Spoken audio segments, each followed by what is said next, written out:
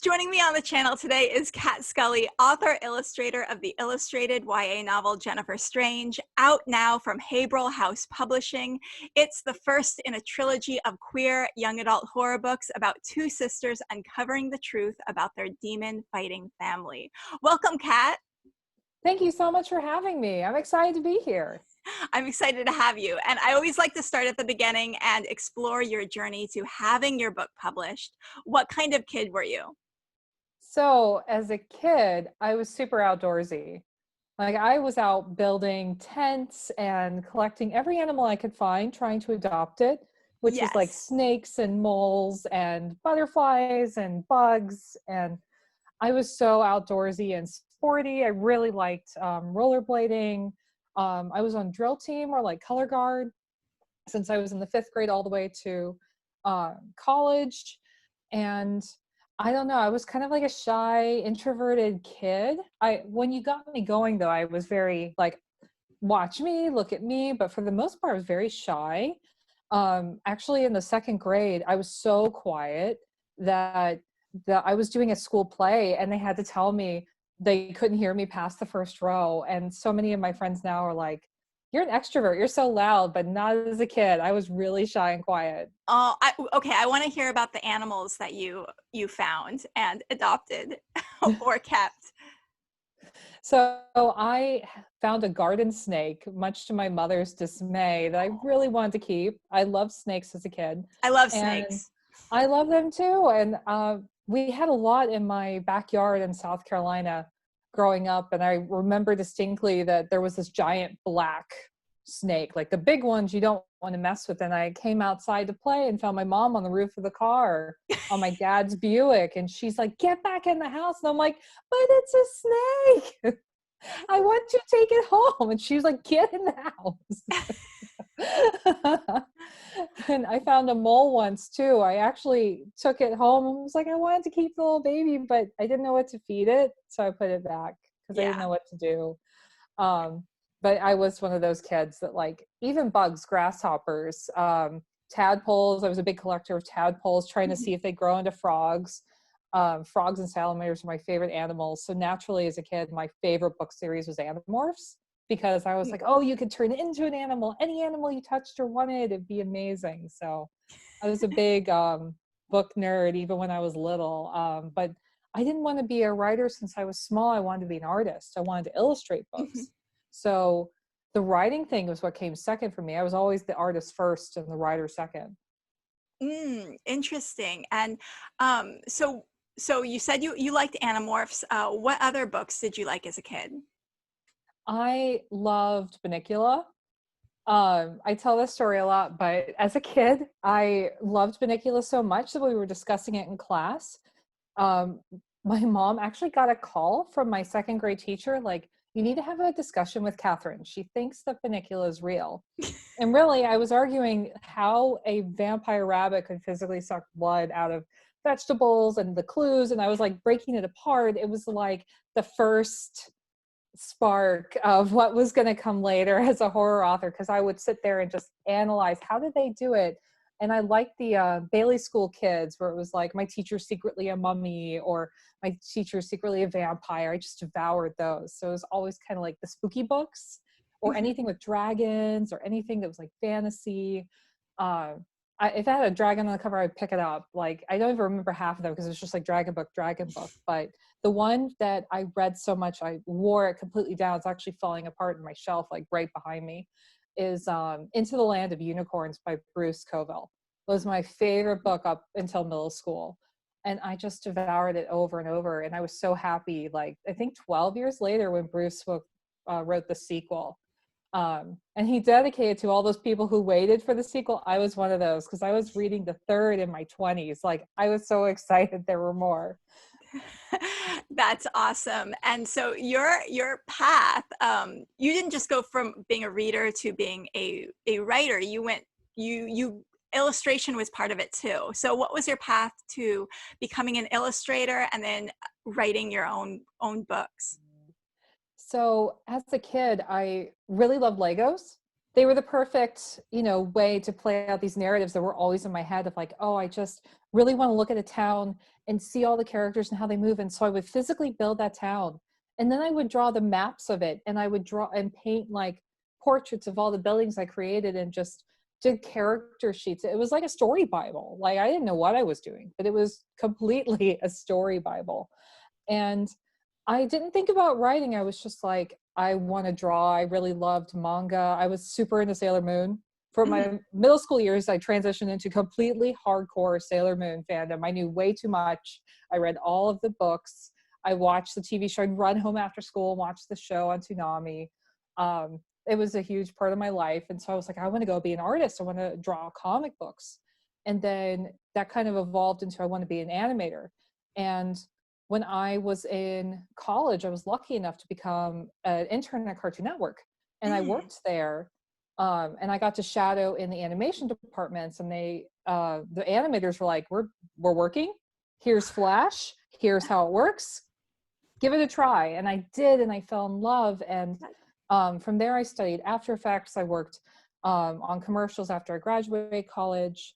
I wrote them. I storyboarded them. I decided in my undergrad to do writing, actually, because I found out from a little creative writing class I took freshman year that I could write whatever I wanted.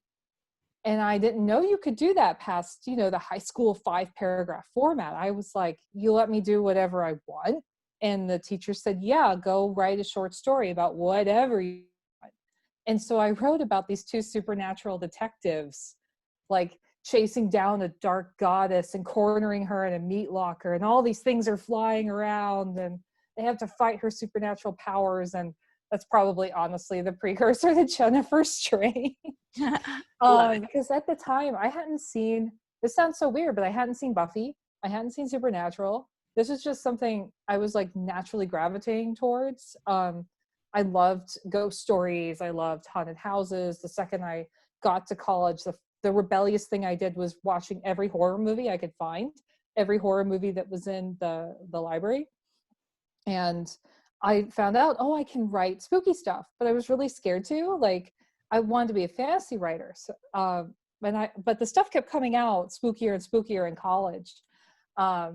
And I was like, I don't know what I want to do or where I kind of want to go. I know I want to be an animator. I want to be an illustrator. I want to illustrate books. That looks cool. And then Stardust came to the movie theater and changed Mm. my whole life, because I watched Septimus drown in the middle of a room with no air. And I looked at my friend at the time, like, who is, like, I can't believe somebody wrote that. So genius. And he's like, don't you know who Neil Gaiman is? And I was like, no, I don't know who Neil Gaiman is. And I Stardust found was out, my introduction to Neil Gaiman too, so you're not alone there. yeah, yeah. And so I went, oh my gosh. And he's a living writer. I'm going to go see, what is it like to be a living writer? Like, I don't know. I had met an illustrator in second grade. He came to my school and signed books, and that was amazing. And I thought, that's what I want to do after that experience. But then I found Neil Gaiman's blog. I read all of his books, like devoured everything, and went, I want that job. I figured it out. I want that job. And then it kind of went from there. After I graduated, I was like working in animation. I decided I was going to take this idea I wrote as a senior in college, Jennifer Strange, which was a TV pilot that I wrote and I drew and I storyboarded it out and like did the whole multimedia thing. And I was like, I don't know how to get a TV pilot made. So I'm going to go the book publishing route, because Neil Gaiman totally like, nope, change direction. We're doing that. So yeah, that's been kind of my journey of like, these two things about me, the writer side and the illustration side, have always been together, and they always worked together. Even though one kind of developed more first, and then they kind of do this in my life, they've always been intrinsically intertwined. What was the day like where you found out that your book was going to be published? So that was a crazy day, because I wrote a really long story about this on Teen Library Toolbox. If anyone wants to know the whole thing, you can check it out there. But basically, I went through heart failure. I almost Mm. died. I was in the hospital recovering. And Oh then my. when I left, I had spent the whole time in the hospital like, man, I wish someone had bought my book. I wish that that's my one regret, is like that I didn't sell my book. I didn't see myself in print. And then I got out of the hospital and found out that my book had sold, that the editor had read it while I was like in bed in the hospital, and came back out, and he's like, oh yeah, no, I want to buy it. And I was just so shocked. I just cried. I think I just like fell on the floor and cried, because I Oh was my so happy I had lived, and that I had lived and gotten to see my books sold. It was amazing. It was an incredible feeling. Oh my gosh, that's amazing. I am gonna, if it's okay, I'll put a link to your story like down below so people can Absolutely. check it out. Because the hardest thing was, then I didn't know what the symptoms were going to be. It's not Mhm. very often that early 30 Yeah. somethings get heart failure. Like, what happened? Yeah. So I had a genetic mutation Oh my that gosh. just misfires if I'm ever super stressed. It just makes my heart balloon and then fail. Oh my gosh. So that's what happened. And I didn't know it was happening, but the signals were, I couldn't read emails. I couldn't read notes. I couldn't read anything. It just stopped. It all didn't make sense. It looked like a blur. Wow. And I couldn't associate the meaning of the letters I was seeing with the memory of what those words meant. So if I heard something out loud, I could totally do an audiobook and be fine. But reading it, I just couldn't recall the memory of like sentences. And I didn't really know that at the time when I got out of the hospital. So when I went to sit down and edit my book, and I was struggling and I couldn't figure out why, I had a good friend read the book and tell me it's illegible. Like, I couldn't read it. I don't know what Oh my. happened, but the book was supposed to come out July 2019. And I went to my editor and said, this is what the book looks like. And he's like, no, like, let's give you another year. Hopefully you'll heal. And I did. I went from my heart being 10% to 45%, which is Mm. not all the way better, but better enough that I could read. And I had to completely relearn how to read and write Oh to my put out gosh. Jennifer Strange. So all of my writing habits, like my practices I would do to get myself to sit down and write a page, I was like the wind. I could clock 2K an hour. Like, Mhm. I would be a plotter. I'd plot everything out and just type, type, type, type, type. Okay, done. Chapter in an hour, done. Done, done, done, done. And that was all gone. I had to figure out a completely new method that worked for my new brain. And that required a lot of patience and a lot of like talking through like, it's okay, give yourself time and space. And it was wonderful, because this like late 2019 and into 2020 was when my brain like was able to function, and I went from being able to read sentences to paragraphs to full pages. And I was so relieved, so I could put the book out. Oh my gosh, what an amazing journey.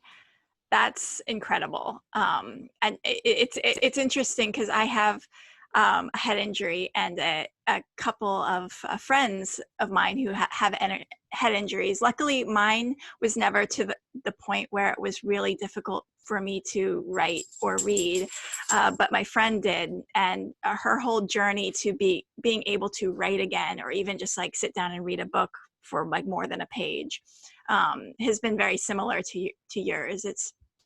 But it's also really interesting, and how the body can kind of bounce back from that too. But what an amazing story. I'm going to definitely link to that whole story there. So moving on, pitch your book. Tell us about what makes it awesome. So I wanted to write what it looked like before Buffy became the Slayer. I wanted Mm, to look at a girl who had a power that was catastrophic, more of a supervillain power than like a superhero one. And I wanted it to involve ghosts. I knew I wanted to do that. So what I ended up creating was a story about a young girl she's in her early high school years. So we're talking younger YA, like ninth grade. mhm. And she finds that she wakes up and has this power to be able to cross ghosts over to the other side, to give them a body again. So if a ghost is floating by in front of her and she touches it, they're back to life. Mm, But she can do the same thing for demons. And demons typically, when they cross over, they don't manifest as like a ghost or a spirit apparition. They take a host, because they can't completely cross over our plane. They have to slowly eat at whatever their host is and consume them to cross over. It's a very long process. So Mm. Jennifer has this gift that demons would love to have, because what it means is if she touches them, they have a whole body. They don't have to go through that whole process of like possession and complete taking over and manipulation. They could just manifest. Yeah. And it's an awful power to have, because if that demon's hosting someone, it rips right out of the host. It's a very messy power to have, and it's devastating to her. And what happens is a ghost attacks her during a volleyball practice, and her dad's response is to come in, save her from the ghost, make sure she doesn't touch it, says, okay, I have to go get something more powerful to protect you. You're going to go stay with your older sister in Savannah, who's going to college right now. You're going to stay with her. I'm going to go find this relic I need. Here's a necklace your mom used to use that works in the meantime. Stay with your sister. Go to school. You should be fine for a couple days while I'm gone. Bye. And leaves her there with her older sister.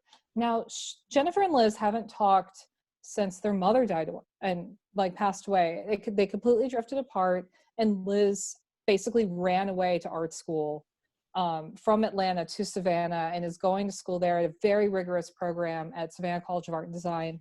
And she's completely put out by her sister being there.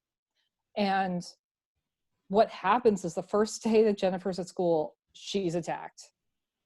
And it follows along these two sisters figuring out, okay, we're being attacked left and right. Dad's left us only this journal to figure out who we are, what our powers are. Why do the demons keep calling us a sparrow? And there's also a rival ghost hunting family that wants their powers for themselves, for their own purposes. And they've been hunting the sparrows every generation through this women's curse that's always born in two sisters. So it's the first in this trilogy, and the beginning book is about two sisters coming back together, reforming that bond, and figuring out how to save their dad. So it's a really fun book, and I loved writing it. I'm excited for book 2 that I'm going to start writing in the fall. I love it. It's got demons, it's got ghosts, it's got family drama and character development. It sounds wonderful. I can't wait. What was one misconception that you had about publishing prior to becoming a debut author? Or not a debut author, because you're not a debut, right? You have another book. I am a debut. Oh, you are a debut. Okay. I am. It's crazy. I'm not a debut illustrator. I've been publishing world maps with other authors. So I've been doing that for a lot of years. And this ties into answering your question, because I've been doing pre-order campaigns for about 5 years at this point, I think, a little longer. And I would do the world maps, I would do the bookmarks, I would do the swag. And I got a big lesson in, what does everybody else do? Like, what does the big 5 do to put out their books? And I had this misconception that like they were getting all this help, they were getting all the support. And then as I started working more and more on maps, I realized that these marketing departments are only so big, and they have so many authors, and they can only do so much. And so a lot of the authors are left to figure out how to navigate that. If they're assigned a publicist, they might not get as much attention as they were thinking they would. And so they have to figure it out for themselves. They kind of have to learn to be a publicist, a marketer, a graphic designer. And I had some sort of idea before I came in, I was going to have to take on those roles. So while I was doing all these pre-order campaigns, I tried to soak up as much as possible and learn as much as possible. And even then, I still wasn't prepared for how much I was going to have to do. And largely that was due to the fact that my publishing house went through a really hard, incredibly hard spring. They had a lot of things happen in their life, and it left me completely alone to do the book by myself. So I'm the one who got on NetGalley. I'm the one who got trade reviews. I'm the one who did all of it. Oh, wow. And I had to learn everything on the fly. I had to kind of call in all of my troops and like say, help me, I don't know what I'm doing. I talked to my friends who were editors, who were graphic designers, and they all helped me. I really don't think anyone would know about my book if it hadn't been for their kind advice. So it's been so enlightening. I feel so much more prepared Hmm. for what I'm going to do as more books come out, that as I write more, because I have 3 finished books, um, Yeah. like Jennifer Strange and 2 more. And so I feel like I know what to do, and I've been doing whatever I can to take all that I've learned and pass it on to any other authors that need it. I'm a big believer in that, that if you know how to do something or you figure something out about publishing, you should share with everybody else, because we're all just in this trying to figure it out, from the people working at the publishing houses to the authors that are debuted to second books and third and on. And we're just in it together, I think. Definitely. Fully agree. Um, what is your favorite step, drafting or revising? So my favorite step used to be drafting, but I actually think now it's revising, because I love to polish and all the potentials of things I could do. But I think I have a habit of like, I could do this, or I could do that, or I could do that. And it's hard for me to go, okay, now it's done. Hmm. you know, like I really like, oh, but what if I added this in, and what if I add that in? And what if I learned to write this way? I loved craft technique. So I tend to go down a bit of a rabbit hole with, okay, what's the best technique? How do I best execute this idea? Yeah. Um, but I'm definitely more like, I like the revision. But I get really stuck a lot of the time just trying to form that original idea. And I tend to, if I get stuck, draw it out. I'll Mm. storyboard out the scene because I don't know how it ends. Hmm. I'll structure the plot up till when I know, that I'll go write the book. And then when I get to where I'm stuck, I write ahead a little bit and like bullet point notes. I sort of storyboard out the whole thing, like Save the Cat, or like a Hmm. screenwriting, because that's my background. So everything is screenwriting beats. Yeah. And I don't know, it's all an interesting fluid process, and it changed now because of my heart. So Mm. I feel like I'm always learning what I'm going to do or what works best. Hmm. So are you a perfectionist or a chaos artist? I'm both. In every quiz I see, that alignment, Yeah. I'm chaotic good. So I'm Me one of too. the, I'm like, there's notes everywhere, there's stuff everywhere, but there's earnestness behind it. Like I like there to be a plan, a roadmap of what I'm going to do, but I can be very all over the place at the same time, and a little chaotic as I'm trying to draft and trying to come up with new ideas and go, oh, this would be a cool bit of research for that. And I keep a journal for every book, and it looks a lot like a Guillermo del Toro journal that he keeps for movies, where Mhm. it's just notes and drawings, and it's like stuff I found, and it's so random and it's illegible. Like I can draw beautifully, but my handwriting's atrocious. So I'm not sure anyone could like figure out what I wrote after. Are you a morning writer or an evening writer? I used to be an evening writer completely. I was a night person, and now I am a morning writer. Like I have to get up, have my coffee, and read. That gets my brain going and gets my heart like working. Mhm. And then I go into that to doing morning pages, where I usually sit down and I read what I wrote yesterday, Mhm. or revised yesterday, and then I start writing or revising the next part. Um, and then after that, I do art the rest of the afternoon, because I realized decision fatigue is a real thing for everybody, not just me with Mm. my heart problem. Yeah. And I'm fresh just in the morning because I haven't made a lot of decisions. And then the rest of the day is great for art because I've already made a lot of decisions in my book. And by the end of the day, my brain is so tapped out that by 8 o'clock every night, predictably, my brain completely shuts off. The most I can do is watch a movie or play video games. Mm. That's really interesting. Are you a character first writer or a plot first writer? I'm a plot first writer. I come up with like, oh, this is the idea. This is the big idea. And then the character comes later. And that's honestly the struggle I have as a writer. I struggle a lot with, who are these people? Even though I see the whole book as scenes in my head, I see it like a movie. Like, this is the shot, this is the shot, this is the shot. And I'm going through my second book right now, where my agent's like, okay, you have perfect shots, but how do they connect with these people? So I Mhm. have to go back for those character traits in the second pass or third pass even, and figure out where does it all connect. So my goal this year is to write an adult horror book that is completely character first and pants it. I want to give that a try. I think it would be really fun to try a completely different method where I'm like, okay, I don't know where I'm going, but I know I have this great scene in my head and I know who I'm going to write about. It's been this idea that hasn't left me alone. So I know what I'm going to do. I'm going to just sit down and write and see what she does. Mhm. And that's going to be so much fun because that's not my usual pattern. But having heart failure has taught me that you can try something outside your usual pattern, even though it feels safe, because I was forced to. I was kicked out from Mhm. what I did before. Your routine is gone, do something new. And I'm like, you know what? Maybe even the routine I found in the past year isn't my best method. Let's try something else and see if that works. I think it'll be a lot of fun. I'm curious to see what she's going to do. Yeah, that's really exciting. What revision suggestion along the way have you gotten for your book that was most helpful for you? Oh, I know, 100%.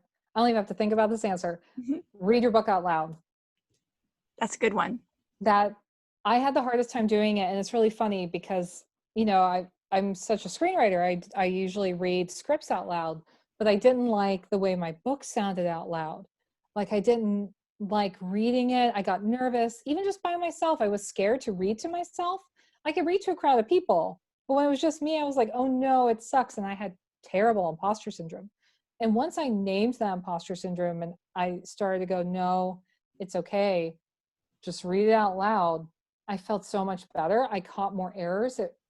I'm an auditory learner, so that really was perfect for me to go, okay, I can tell this pitch is wrong and this note is wrong. I'm saying that because I drum too. I learned drumming entirely by ear. Mhm. And like I can tell something's wrong, so I need to fix that. And when someone told me about Word, Microsoft Word has a read out loud feature, that Mm. was perfect. So now everything uh, I write everything in Scrivener and then I export it out to Word and I do my revision pass with the read out loud feature and just let it mechanically read to me. And that has caught so many errors. That's amazing. What a good idea. Was there ever a point where you feared your book would never be published? And it sounds like with your hospital stay, that was something that might be a possibility or a fear that you had. It definitely was. So I got my first agent in 2013. And I had decided when I gave birth to my son, I was going to stop being afraid of querying, of writing my book. I wrote my book on maternity leave. I started querying 3 months after he was born, and then I got an agent 6 months after he was born. And I was like, I'm going to do it. I'm just going to set my mind to it. And we went through 3 years of revisions on Jennifer Strange, having never sent it out. And I was like, I don't know if this book's any good. Like, I just don't think it's working. And during that time, I wrote a book that I just wanted to write. Like I wrote about a seafood chef fighting fish monsters. I wrote the most B movie YA I possibly could, and it was so much fun. I loved it. And then from there, I went on to write Mercy Park, and I loved Mercy Park. It's my favorite of all my books, and I was like, I don't know if Jennifer Strange is going to get published. I kind of trunked it. Like Mhm. I went, I think I'm just gonna, this was where I learned to write books. I think I'm gonna just put it aside. And then my editor, John McLevine at Haverhill House Publishing, I met him at a horror writers conference called Nikon. And he said, what do you have? Like, what books do you have? And I told him, and he said, I want to see Jennifer Strange. And I was like, I don't know. Like, I was already in love with my later books. So it's like, I don't know. And he said, no, send it to me. And I did. And I was just thinking, I don't know if I'll ever get published because my second and third book were in states of revision. And then Jennifer was out to him. And I was like, I don't know from where these books are in their life cycles that, like, if my heart's failing, that I'm ever going to see that anything in print because, um, like they were telling me they didn't know if I was going to live or not because most people with heart failure don't, but most people who have heart failure in their 80s. So there's not as much data on females in their 30s. Mhm. So they didn't even know to tell me all these symptoms I was going to have because it's like I'm not a typical case. So that was definitely a moment I thought this wasn't going to happen, but I was honestly thinking that about this book since I wrote Park, because I fell so in love with it. I was like, it's fine. That was my first book. Everybody trunks their first book. It's fine. Yeah. So it wasn't like super sad until the heart failure thing. It was more like, it's where I learned. It's okay if some novels, they just don't work out. Well, I was just shocked when it did. So I was more like, why is everybody liking this book I trunked? Oh, so glad it got published. Would you ever like to be famous? I think fame is weird. You know, like I honestly think from having friends that are famous, they didn't know when they became famous. It just sort of happened. They're like, I'm still the same person. And it's all sort of happening around me. Like I was friends with Becky Albertalli of Simon versus the Homo sapiens agenda when she found her agent and sold her movie rights, and it's exploded in like 3 days. Yeah. And I remember becoming friends with her, and she's just like, I don't know what's happening. I don't know what's happening. Like, I just wrote this book. I don't know. I wrote it and it's out and I'm very confused now. And every single famous person I've met has said the same thing to me. So I think it would be nice. I think it's more for me about, I just want to find people that connect with what I'm doing, because I want to write books like a lot of other people do that connect with the younger me, like something younger me would have loved to have read. And I think that's what gave me more courage, is to go, I don't want to please everybody. I just want to find people that really like the sort of thing I'm doing. Maybe the Buffy fans, the Supernatural fans, even the Evil Dead fans, and say, hey, I got something in that same vein. Buffy's been over for a while. It's got a comic series though, and Supernatural's ending. Why don't you come check out my book? And that's exciting to me. And kind of where it goes from there, I'm along for the ride. I've just been like, if it happens, I probably won't know it's happened. If I get famous, I'll just be like, what's happening? Oh my gosh. Yeah, Becky's story is so amazing. And she seems like such a sweet person, and she has remained like so sweet. It seems like, anyway, I like Yeah, to see good people becoming famous, I guess. me too. She's still the same person. She's still confused. Love it. If you could wake up tomorrow having gained any one non-supernatural quality or ability, what would it be? A non-supernatural quality or ability. So are we talking like superhero powers? No, so non-supernatural. So, for instance, like, a photographic memory is not really supernatural, or just the ability to not have social anxiety, which would probably be mine, would not be supernatural. Um, Running fast.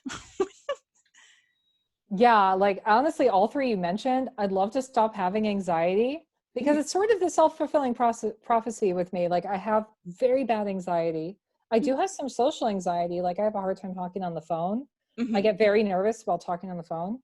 Um, and then I have a heart failure problem Mm. that activates from anxiety. And that's like a bad circle. And I used to have a photographic memory. I can Mm. remember everything. I can remember sights, smells, everything perfectly. And that's part of why I think I wrote books by images. It's Mhm. because it was so like eidetic memory. I would love to have that back. And Mm. maybe I will, like with my heart failure, but that's the one thing I want back, is my memory. Mm.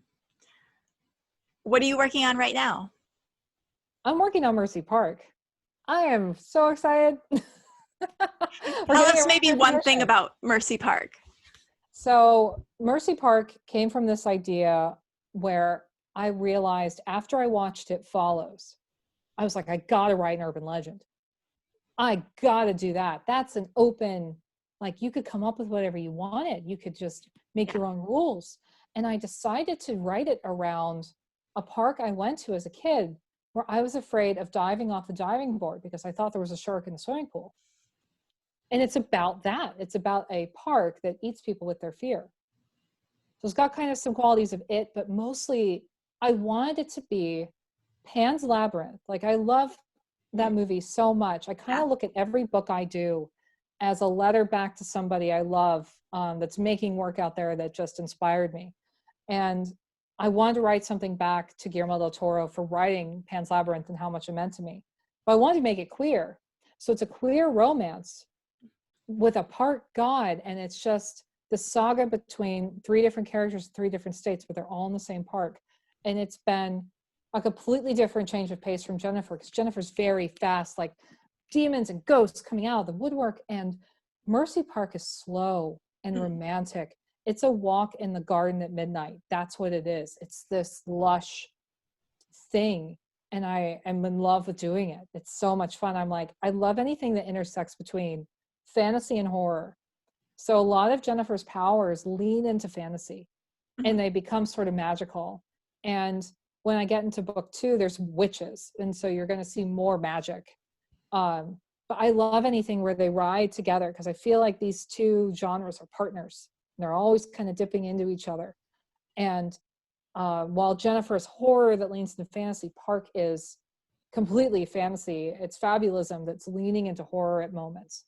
So I can't wait. I've been working on it, getting it ready for submission. So it's going to be fun. Awesome. Well, thank you so much for being on the channel, Kat.